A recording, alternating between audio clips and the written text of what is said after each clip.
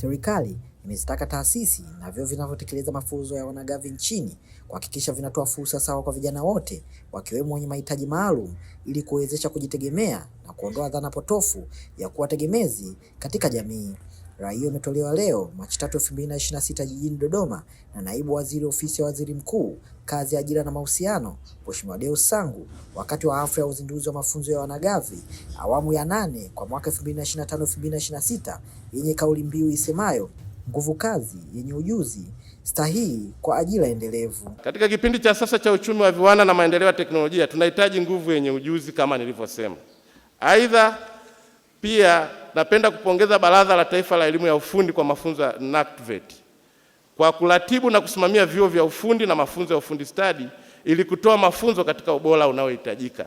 Vile vile nawapongeza waajiri waliokubali kufungua milango ya taasisi na viwanda vyenu ili kuwafundisha vijana wetu kwa vitendo, na niombe wale wanaofanya vizuri muweze kuwaajiri kadri nafasi zinavyohitajika. Na ndio maana hata huko hapa leo wewe ni mwajiri, tunaomba vijana wakija huko waone kwamba na nimewaita makusudi mjue kwamba na mmekagua mmeona ubora wa vijana wetu wanao. Kwa hiyo tunaomba na kupitia chama cha waajiri vijana hao muweze kuwatizama. Pia muendelee kuwa mabalozi wa mafunzo haya kwa kuwalea vijana wetu kwa moyo na uzalendo wa kuwapatia ujuzi utakaowajengea uwezo wa kujiajiri na kuajiria. Aidha, niwapongeze wadau wa utatu wote, ATE, TUCTA, mmekuja hapa. Najua kwa pamoja tuna vikao vya kujadili hasa mambo mbalimbali yanayohusu vijana wetu. Kwenye vikao vyetu tutakuwa na jambo la kujadili kwa kuwa umeona namna serikali inavyopambana kuhakikisha tunawawezesha vijana. Lakini nirudi kwa wakuu wa vyuo na taasisi. Nitumie fursa hii kuwapongeza wote, vyuo vya umma na binafsi. Lakini pia kumekuwa na mwitikio hafifu.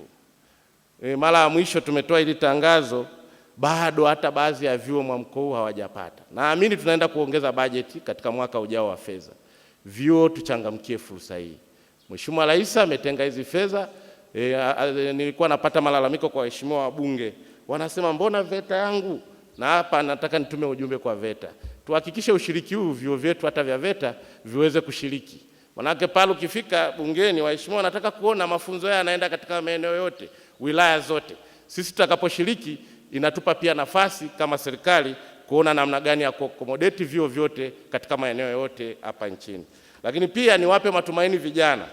Tayari baada ya kuhitimu haya mafunzo tumeweka program na tutakuja tena wakati tunafunga haya mafunzo na wenzetu wa mamlaka na PPRA wanaoshughulikia swala la manunuzi. Tunataka vijana hao wakipata ujuzi tuwaunganishe moja kwa moja na fursa mbalimbali kwenye miradi yetu. Kupitia zabuni za serikali wanaweza wakajiunga kikundi au mtu mmoja mmoja akaweza kupata zabuni, na sheria yetu imeweka fursa ya wao kutengewa kiasi cha bajeti 30% kwenye makundi haya maalum hasa ya vijana. Kwa hili tutalisimamia. Tunataka vijana anapotoka hapa ajue kuna mwanga. Kama hakujiajiri mwenyewe basi ajue miradi ambayo inatekelezwa na serikali, basi yeye ni sehemu ya kupata fursa hiyo. Lakini pia nimepokea ushauri kutoka kwa mkuu wa chuo Don Bosco kwa niaba ya wakuu wa vyuo mliopo hapa kwamba tuone namna ya kuwawezesha vitendea kazi. Akitoka hapa awe anajua kabisa nimeondoka, kama ni fundi wa kugonga nyundo anaondoka na nyundo, alikadhalika vifaa mbalimbali. Kama serikali hilo tumelipokea na nikuhakikishie tutaenda kulifanyia kazi. Kwa awamu zijao tutaona namna ya kuboresha na kuweka bajeti ya kuwawezesha vijana wetu ili wakitoka hapo tu wasiondoke mikono mitupu na cheti, bali wawe na vitendea kazi. Tunafahamu wazi kuwa wako vijana waliokuwa mitaani ambao walishakata tamaa ya maisha. Wengine hawakuwa na matumaini tena kuendelea na mafunzo. Pengine nadhani na hii program ni nzuri. Kuna vijana kuanzia waliomaliza darasa la 7 na wengine ni graduate hapa. Kuna vijana wako hapa ni graduate, amesoma huko, amekosa ajira ile aliyosomea chuo, anaamua kuja kufanya hii program na baadaye wengi wamejiajiri na kuboresha maisha yao. Niwapongeze sana vijana graduate ambao wamechangamkia fursa hii. Kwa kuwa wengine waliona hii fursa ni ya watu ambao hawajasoma. Lakini nipongeze sana, nimemwona kijana wetu mwenye mahitaji maalum kwenye chuo hiki cha Don Bosco. Ni yeye anasomea fani ya ufundi bomba.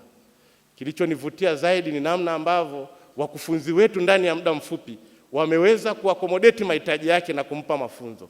Na hii inaonyesha serikali ya awamu ya 6 inaongozwa na Daktari Samia Suluhu Hassan inajali makundi yote. Niwaombe na vyuo vingine mliopata fursa hii, muhakikishe hawa wenye mahitaji maalum mnawapa mafunzo kwa ukaribu na mnawajali. Na hawa wako hapa, naomba wasimame muwaone wanaoshiriki kwenye mahitaji maalum. Tafadhali naomba msimame waone.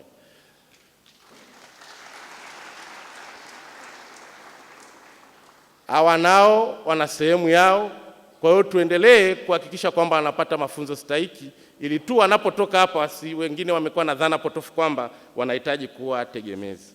Ndugu zangu, serikali itaendelea kuratibu na kuboresha sera, sheria na miongozo ya programu ya mifumo ya mafunzo ya wanagenzi, kuhamasisha sekta binafsi kushiriki kikamilifu katika kutoa nafasi ya mafunzo kwa vitendo kwa wanagenzi, kusimamia viwango na ubora wa mafunzo na kuweka mazingira rafiki ya ajira na uwezeshaji ili kuongeza fursa za ajira kwa vijana kupitia shughuli za serikali zinazotekelezwa huko kwenye halmashauri na zingine kwenye taasisi mbalimbali.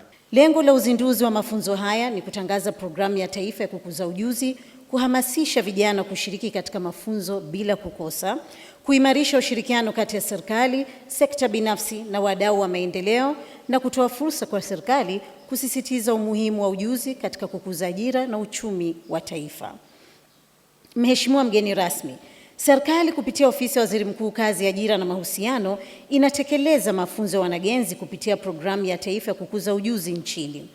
Utekelezaji wa programu hii ni hatua ya makusudi ya serikali ya kukabiliana na kiwango kidogo cha ujuzi miongoni mwa nguvu kazi ili kukuza ajira. Programu hii ilianza kutekelezwa mwaka 2016-2017 kwa dhumuni la kukuza ujuzi wa nguvu kazi iliyopo katika soko la ajira ili kuongeza tija kwenye uzalishaji wa bidhaa na utoaji wa huduma. Utekelezaji wa programu umewezesha jumla ya wanufaika 168,657 hadi kufikia mwezi huu Februari 2026. Hafla hiyo imeonyesha dhamira ya serikali ya kuendelea kuwekeza katika ujuzi kama nguzo muhimu ya ajira endelevu na maendeleo ya taifa. Mtazamaji na mfuatiliaji wa Washindi Media, usisahau kusubscribe, comment, like na share ili uendelee kupata taarifa zetu.